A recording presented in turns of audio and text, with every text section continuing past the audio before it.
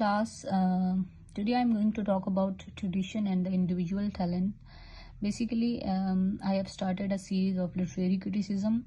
So in this lecture, I'm going to talk about an essay written by T.S. Eliot, Tradition and Individual Talent. So the essay was basically published in 1919 in the Egoist and later in the first book of criticism. एक criticism जो हमने Wordsworth का पीछे पढ़ा, so basically हम कह सकते हैं ये एक रिएक्शनरी क्रिटिसिज्म था रोमांटिक्स के खिलाफ, और इलियट ने जो है एक नॉवल क्रिटिसिज्म जो है फॉर द फर्स्ट टाइम जो है इंट्रोड्यूस करवाया. Basically Elliot is most known for his poetry, but he also contributed in the field of criticism as well, comparable to the Philip Sidney and Coleridge.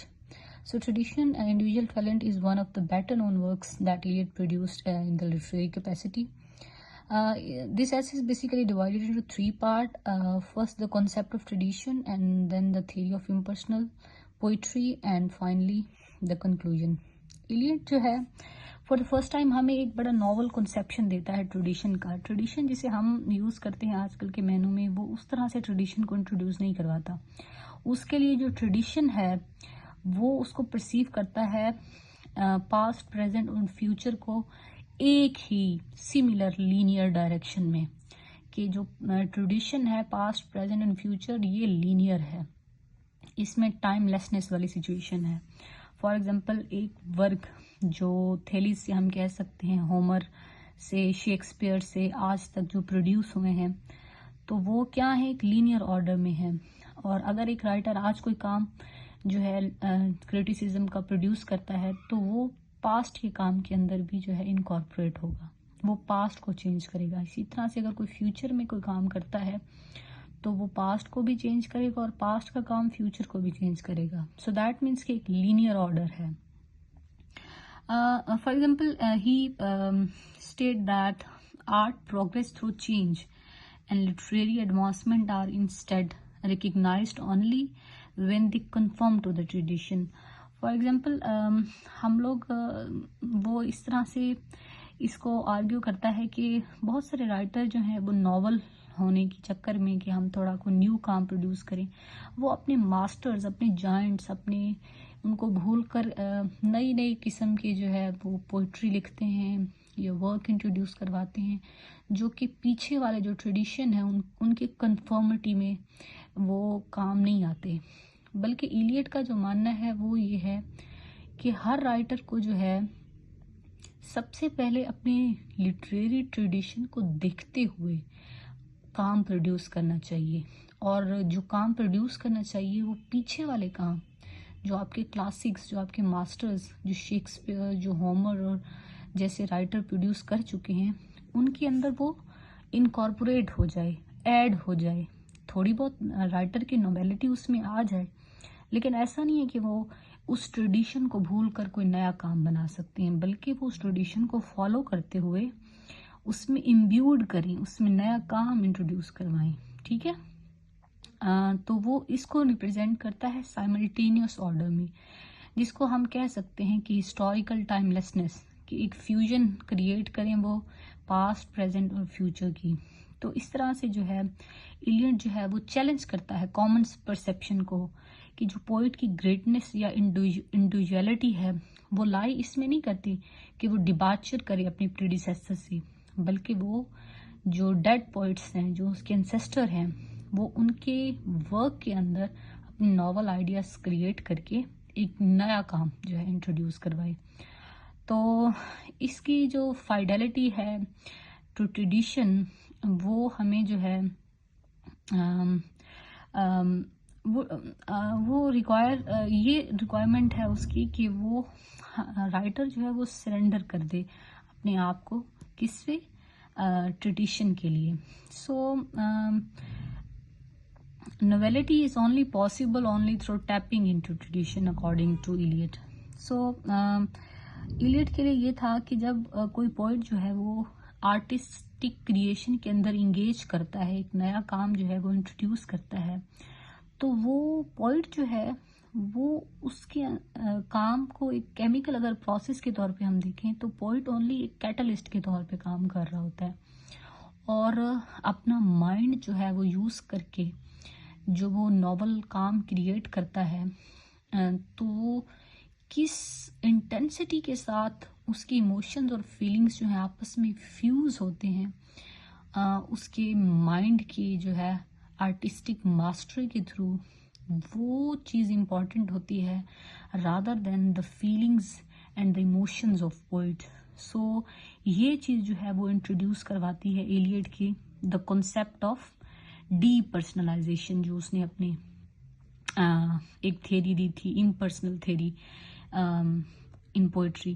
سو جیسے اگر ہم words کو دیکھیں تو words کہتا تھا کہ poetry is the spontaneous over flow of powerful feeling. تو پوئٹ جو ہے وہ اپنی ناول ایموشنز فیلنگز کے تھرو کام پروڈیوس کرتا ہے، لیکن ایلیٹ کہتا ہے نہیں، پوئٹ جو ہے وہ محض ایک کیٹلسٹ ہے، اور وہ جو کام پروڈیوس کرتا ہے وہ جو ہے پیچھے والے ٹریڈیشن انڈیویجول جو ایک اس کی ایفرٹ ہوتی ہے جو اس نے کی ہوتی ہے اپنے گریٹ ماسٹرز کو اسٹڈی کرتے ہوئے اور اپنے مائنڈ کے تھرو جو وہ کام پروڈیوس کرتا ہے، تو وہ اس آرٹسٹک کریشن جو ہے یہ اس کا ایک کارنامہ ہے، نہ کہ پوئٹ کی سول یا ایموشنز جو ہیں وہ اس کے اندر کوئی امپورٹنٹ کام جو ہے وہ کردار ادا کر رہی ہوتی ہیں. ایک یہ ہے، اور دوسرا یہ کہ جو دا پوئٹ ہے، since the poet is engage in the continuous surrender of himself to the vast tradition, artistic creation then is a process of depersonalization. Artistic creation then is a process of depersonalization. I have argued this earlier. So Eliot present phase of objective correlative, which means emotion in art can be represented by external objects, signs, and not the poet which creates the emotion. Basically elite نے پھر اپنی ایک theory جو ہے وہ introduce کروائی تھی جس کو ہم نے نام دیا تھا آبجیکٹیو کوریلیٹیو. آبجیکٹیو کوریلیٹیو بیسیکلی کہتے ہیں کہ آپ جس طرح سے کوئی چیز فیل کر رہے ہوتے ہو تو آپ کی جو فیلنگز ہیں اس کو انٹروڈیوس کرنے کے لیے رائٹر باہر کا جو انوائرمنٹ ہے وہ کس طرح سے پریزنٹ کرتے ہیں، باہر کی چیزیں جو ہیں وہ کس طرح سے آپ کی تھاٹس اور ایموشنز کو جو ہے پریزنٹ کر رہی تھی، اس کو آبجیکٹیو کوریلیٹیو کہتے ہیں. جیسے ایلیٹ نے اپنی کریٹیک دی تھی ہیملیٹ کے اوپر کہ شیکسپیئر کے ہیملیٹ کو اس نے آرٹسٹک فیلئر کہا تھا کہ اس کے اندر جو ہیملیٹ کی ایموشنز اور فیلنگز ہیں اس کو باہر کا انوائرمنٹ صحیح طرح سے ریپرزینٹ نہیں کر رہا تھا، جبکہ میکبیتھ میں جو ہے وہ رات کو میکبیتھ کا چلنا، لیڈی میکبیتھ کا، وہ اس کی جو ہے آبجیکٹیو کوریلیٹیو کو جو ہے ریپرزینٹ کر رہا تھا. سو ایلیٹ جو ہے وہ ان ادر ورڈس ہم اگر اس کو ایک لائن میں سم اپ کریں تو وہ یہ ہے کہ ایلیٹ کہتا ہے کہ ایک گریٹ پوئٹ کی جو گریٹنس ہے وہ اس کو اپنی ایموشنز یا اپنے سول کو اپنی رائٹنگ کے اندر ریپرزینٹ نہیں کرتا، بلکہ وہ اپنی فیلنگز اور ایموشنز کو ایک سائڈ پہ رکھ کے پوری عوام کے، پوری ہول ہیومینٹی کی دوسروں کی فیلنگ اور ایموشنز کو کس طرح سے ریپرزینٹ کرتا ہے اپنے ایکسپیرینس کے تھرو، اپنی اسٹڈی کے تھرو. یہ چیز جو ہے وہ پوئٹ کو گریٹ بناتی ہے. ٹھیک ہے. اسی طرح سے for him talent is acquired through careful study of poetry, and in the same way tradition can not be inherited as if you want it, you must obtain it by great labor. یہی میں نے آپ کو بتایا کہ talent جو ہے اس کے لیے یہ ہے، ہمارے ہاں ٹیلنٹ کیا ہے، ہم پرسیو کرتے ہیں ٹیلنٹ کو کہ ٹیلنٹ جو ہے it is something in which someone is born of, کہ یہ the same way tradition can not be inherited as if you want it, you must obtain it by great labor. یہی میں نے آپ کو بتایا کہ talent جو ہے اس کے لیے یہ ہے، ہمارے ہاں ٹیلنٹ کیا ہے، ہم پرسیو کرتے ہیں ٹیلنٹ کو کہ ٹیلنٹ جو ہے it is something in which someone is born of, کہ یہ دیا ہوتا ہے یا عطا ہوتی ہے، لیکن اکارڈنگ ٹو ایلیٹ جو ٹیلنٹ ہے یہ بیسیکلی ارن کرتے ہیں ایک پوئٹ اپنی کانسٹنٹ اسٹڈی سے، کانسٹنٹ اسٹرگل سے، کانسٹنٹ جو ہے وہ ورک سے.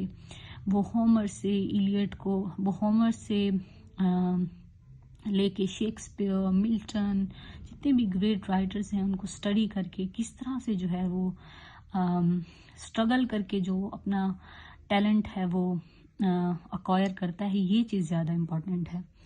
تو اس کے لیے یہ ٹیلنٹ اس کو نام دیتا ہے. تو اس ایلیٹ کے اس کرٹیسزم کے بعد ہم کہہ سکتے ہیں کہ لٹریچر کے اندر جو موومنٹ آف نیو کرٹیسزم جو ہے اس نے اوریجنیٹ کی وہ، اور یہ موومنٹ بیسیکلی ایمفسائز کرتی ہے کلوز ریڈنگ کے اوپر، particularly the poetry, to discover the work of art as self referential, self contained and aesthetic object. کہ اس میں صرف ہم رائٹنگ پہ زیادہ فوکس کرتے ہیں، جس میں پوئٹ جو ہے اس کو ڈیڈ کرا دے سکتے ہیں، جس میں پوئٹ جو ہے اس کا کوئی جو ہے عمل دخل نہیں ہوتا، بلکہ writing it self, art it self جو ہے وہ خود کو ریپرزینٹ کرتی ہے. تو یہ بیسیکلی ہم کہہ سکتے ہیں کہ ایک ریئیکشنری کرٹیسزم تھا کن کے اگینسٹ، ان کے رومانٹک رائٹر کے اگینسٹ جو کہ ایلیٹ نے پریزنٹ کیا. Thank you.